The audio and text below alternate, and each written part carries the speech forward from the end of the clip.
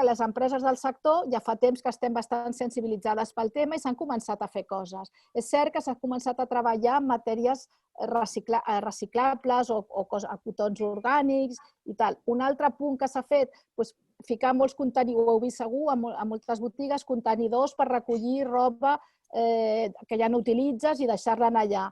Però això no és suficient.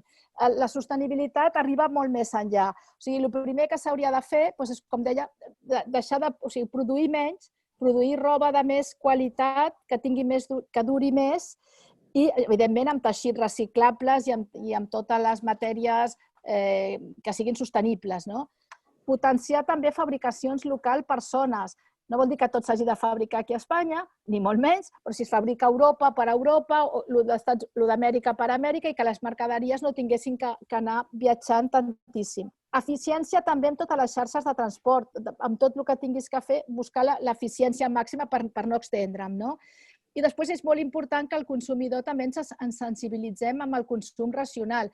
La sostenibilitat al final és, per una banda, tens la deslocalització de la producció, que la gent, per ser competitius, han de produir en el lloc del món on els hi surti millor i ho puguin rotar més i tenir majors marges i tal, no sé què.